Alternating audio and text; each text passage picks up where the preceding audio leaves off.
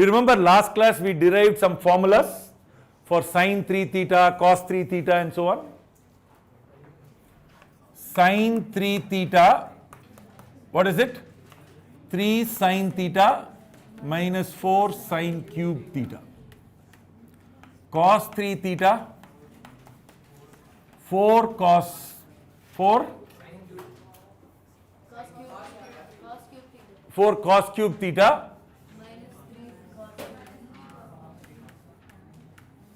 gets reversed.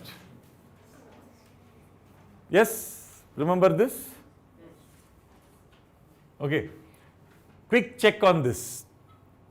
Put theta as 0.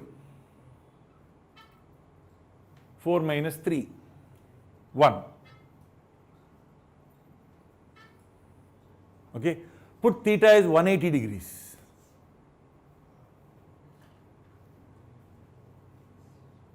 What happens here? Minus 4 plus 3 minus 1 minus 1. Put theta as 30 degrees. This is 0. Put 30 degrees. What do you get here? Cos of 30? Root 3 by 2. So root 3 by 2 cube. 3 root 3 by 8. 3 root 3 by 2. By 8. 4 times will make it by 2. By 2 it will cancel out. Okay. So it's good to sometimes just check it with a couple of values. Of course you already remember it, so then it's no problem. But in case you forget whether it should be 4 cos theta minus 3 cos cube etc. It's not. So this is what it is. But I'm just saying that in case you forget, you just try it out with a couple of values. Okay. Now we want to find sine of 18 degrees. Now 18 into 5 is 90 degrees. 2 times 18 degrees plus 3 times 18 degrees is 90 degrees.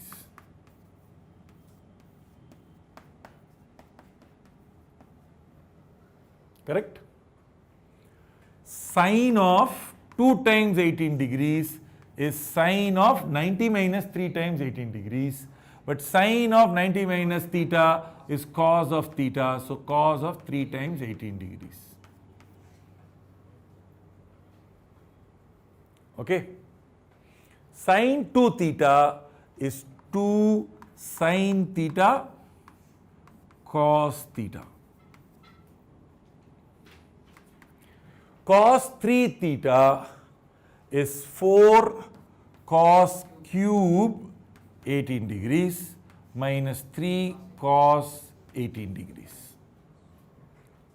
Now I've got a cos 18 here, I've got a cos 18 there, I've got a cos 18 there. So hopefully I can cancel it out as long as I know cos 18 is not 0. Cos 18 is not 0, you know that. So I'll cancel out a cos 18. So I've got a 2 sine 18, so I'll call it 2x. So I'll call sine 18 as x. 2x. And I've got a minus 3 here. And I've got 2 cos square 18. So I can, 4 cos square 18. I'll write 4 cos square 18 is 1 minus sine square 18. So 1 minus x square. Isn't this a quadratic that we can solve? Right? So let us take the 4x square to this side. So 4x square plus 2x, and I have a 4 here, minus 1, minus 3 which is 1. So when it comes here, I'll get a minus 1 is equal to 0. So if I solve for x, x is minus b plus or minus root of b square minus 4ac, 4 into 4, 16, minus will become plus, so plus 16 by 2 into 4, 8.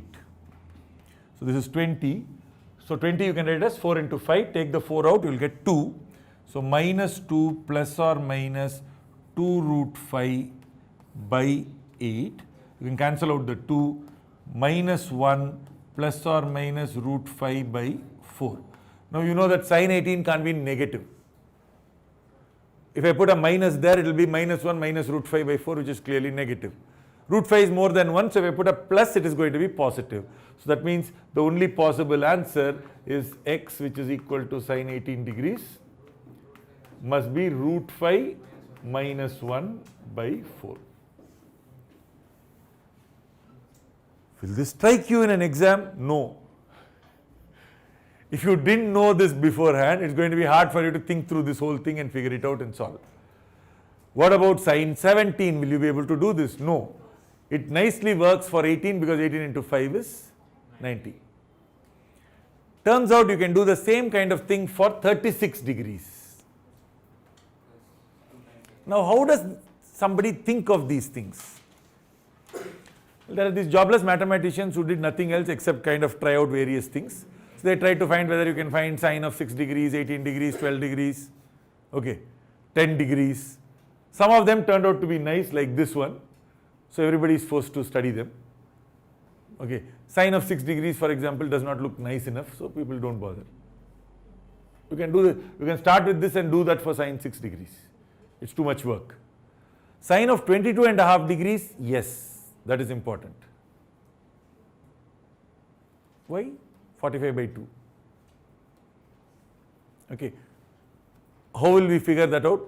We'll do some of that, but you can, for example, use the idea 1 minus 2 sine square 22.5 degrees. What is that? Do you remember a formula for something? Cos 2 theta is 1 minus 2 sine square theta. 1 minus cos 2 theta is equal to 2 sine square theta, same thing. So this is cos 45. So if I bring it to this side, I have root 2 minus 1 by root 2 is 2 sine square 22.5. Root of this is sine of 22.5 degrees. Turns out you can simplify this a little bit more, but we'll not worry right now about that. So you can find exact answers for certain angles, not all angles. But let's take this fellow, and suppose I tried this with cos 36. What is 5 into 36? 180. So that means 180 minus 3 theta, I will just call theta as 36 degrees, is 2 theta. Correct? So I can say cos of 2 theta is cos of 180 minus 3 theta. Or better still, I will call sine of 2 theta is sine of 180 minus 3 theta. Because cos is not a very nice formula for 2 theta, right? It will be all that cos square minus 1, etc. So if I did this, I will get 2 sine theta cos theta. But this will be sine of 3 theta. Sine of 3 theta is 3 sine theta minus 4 sine cube theta. You can cancel out a sine because it's not 0. Sine of 36 degrees is not 0. So you cancel it out. Now I've got 2 times cos theta, I will call it as cos of 36 degrees, I will call it as y. So 2y is equal to 3 minus 4, 1 minus y square. You got a quadratic. So let us take this to this side. 4y square plus 2y. This is minus 1, so it will become a plus 1 is equal to 0.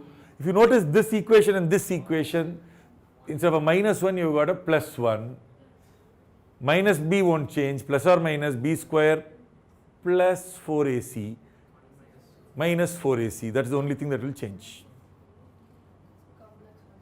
I'll give you a complex number. Wait. I think I messed up somewhere.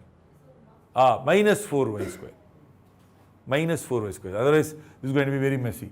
This is plus 4y square. Actually, what will change is this.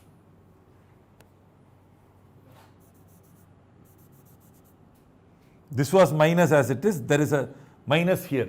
That is, the b has changed. Nothing else has changed except the b. But if b changes, this will become plus. Everything else will remain the same. So instead of a minus 2 or instead of minus 1 here, you will get a plus 1. So therefore, y will turn out to be 1 plus or minus root 5 by 4. Minus not possible. So it is going to be root 5 plus 1 by 4. Okay, so For some reason people decided that these are two angles you should definitely know. So please do remember sine of 18 degrees and sine of cos of 36 degrees. Sine of 18 will give me answers for cos of 72 degrees. Because cos of 72 is the same as sine of 18. Cos of 36 will give me answers for sine of 54. Cos of 36 will also give you answers for sine of 36. So you know sine 18, you know sine 72, cos 72, you know cos 18, right? And you know, so basically you know 18 and 72, you know 36 and 54. So that means 4 different angles, all the values you actually do know. But just remember sine 18 and cos 36, the rest you can derive. Okay. So I hope this is clear. So we'll be using this when we are solving other problems. So from now onwards, we won't give you the value of sine 18.